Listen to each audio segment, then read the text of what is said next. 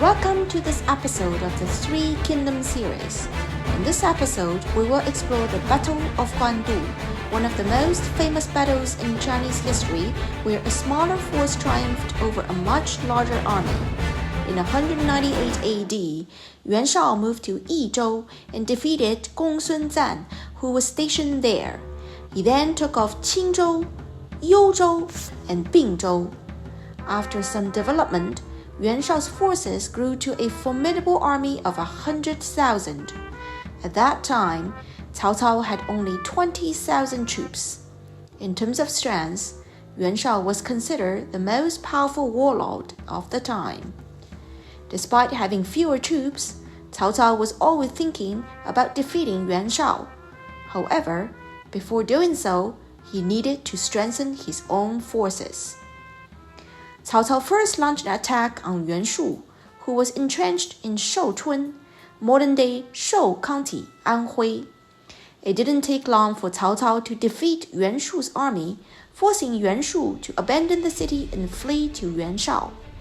Next, Cao Cao secretly incited trouble in Henei Commandery and then sent troops to attack, eventually capturing it. By this time, Cao Cao's territory nearly included most areas south of the Yellow River and north of the Huai and Han River. Yuan Shao, on the other hand, was situated north of the lower reaches of the Yellow River, creating an opposing situation between the two. Initially, Yuan Shao didn't take Cao Cao seriously. However, as Cao Cao's power grew daily, Yuan Shao had to start paying attention to Cao Cao's movements. Yuan Shao wanted to proclaim himself emperor, and Cao Cao became the first person to stand in his way. Thus, Yuan Shao felt it necessary to eliminate Cao Cao. In 200 AD, Yuan Shao ordered his general Yan Liang to lead an army of 100,000 troops and over 10,000 war horses south to attack Shudu. Cao Cao had long wanted to engage in a decisive battle with Yuan Shao. Now the opportunity had come. He was naturally excited. However, his subordinates were worried, believing that Yuan Shao's forces were strong and the chances of victory were slim. Cao Cao, however, was not concerned.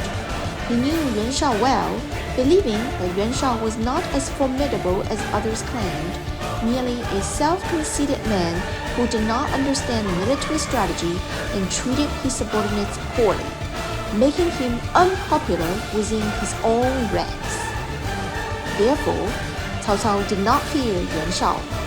He concentrated all his forces, first sending Zhang Ba with a contingent of soldiers from Langya, north of present-day Linyi, Shandong, to Qingzhou to occupy Qi County, present-day Linzi, Shandong, Beihai, present-day Changle, Shandong, and Dong'an, present-day Yishui, Shandong, to prevent Yuan Shao's troops from attacking Shudu from the east. He then sent another contingent to garrison in Guanzhong and attempted to seize Liangzhou. Cao Cao himself led a group to set up defenses in Liyang, Jizhou, and also stationed soldiers in Guandu, northeast of present-day Zhongmu, Henan. Facing an army of 100,000 with only 20,000 troops, the odds of victory were indeed slim. Therefore, Cao Cao did not disperse his forces but concentrated on defending several key locations, which proved to be the correct strategy. Especially Guandu, with its advantageous water transport and surrounded by important towns, it was a crucial gateway northeast of Shudu. If not defended, Shudu would surely fall to Yuan Shao. While Cao Cao was nervously deploying his defenses, Liu Bei first launched an attack against him.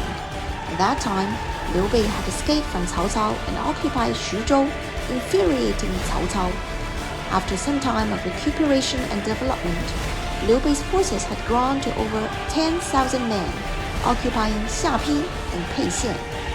Upon hearing that Yuan Shao was preparing to attack Cao Cao, Liu Bei allied with Yuan Shao and initiated the attack, catching Cao Cao off guard. However, as soon as Liu Bei mobilized, Cao Cao personally led an army to Peixian, quickly capturing it and taking Guan Yu prisoner. while Liu Bei fled to Yuan Shao for refuge. Yan Liang first besieged Baima. Cao Cao led his troops to confront him. Cao Cao deliberately moved his forces to Yanjing, north of present-day Yanjing, Henan, west of Baima, making Yan Liang believe they were crossing the river there. Yuan's forces fell for the ruse, and Yan Liang sent troops to Yanjing to attack Cao's forces.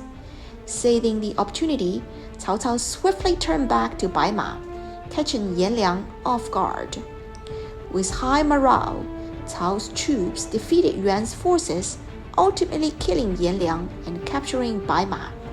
Yuan Shao was shocked to hear of Yan Liang's death, distressed over the loss of a great general. However, confident in his superior numbers, he still underestimated Cao Cao. Yuan Shao ordered his forces to split into two, attacking Guan from the east and west. Cao Cao's initial engagement resulted in defeat, forcing him to retreat. Subsequent offensives also ended in failure. Yuan Shao built numerous high wooden towers and piled sand into hills, with archers shooting from these vantage points, killing many of Cao's soldiers. One of Cao Cao's strategists devised a plan, having soldiers build catapults to hold large storms at the wooden towers, destroying them and killing many of Yuan's troops. Seeing the strategy fail, Yuan Shao tried tunneling to launch a surprise attack on Cao's camp, but Cao Cao discovered and sealed the tunnel with earth. 3 months passed with numerous skirmishes. Neither side gained decisive victory. If this stalemate continued, Cao's troops would be defeated due to lack of supplies. Just as Cao Cao was at his wit's end, Yuan Shao moved his supplies to Wuchao, southeast of present-day Yanjing, Henan, guarded by Chun Yuqiong. With Cao Cao's supplies dwindling, the situation was dire. At this critical moment, Yuan Shao's advisor Xu You, feeling unappreciated, defected to Cao Cao and proposed a plan to burn Wuchao. Delighted, Cao Cao treated Xu You as an honored guest and meticulously planned the raid. Cao Cao then personally led elite cavalry, disguised with Yuan Shao's banner, and quietly approached Wuchao. Cao's forces set fires everywhere, engulfing the granaries in flame. Yuan's soldiers, panicked by the fire and shouting, forgot to resist and was slaughtered by Cao's forces, killing tens of thousands, including Chun Yuqiong. After burning Wuchao, Cao Cao's forces launched a full-scale attack on Yuan Shao's camp. Many of Yuan's commanders, hearing of Chun Yuqiong's death, surrendered to Cao Cao. With over 70,000 of Yuan's soldiers killed, his forces were nearly annihilated. Facing inevitable defeat, Yuan Shao fled alone. Thus, the Battle of Guan concluded with Cao Cao's victory. The Battle of Guan is one of the most famous battles in Chinese history, where a smaller force triumphed over a much larger army. With only 20,000 troops, Cao Cao defeated Yuan Shao's 100,000-strong army. After the Battle of Guan Yuan Shao remained despondent over his defeat and soon died in sorrow. Seizing the opportunity, Cao Cao eliminated Yuan Shao's remaining forces and gradually unified the northern regions. Thank you for watching this episode. Be sure to like the video and check out our other video on the Battle of Red Cliffs.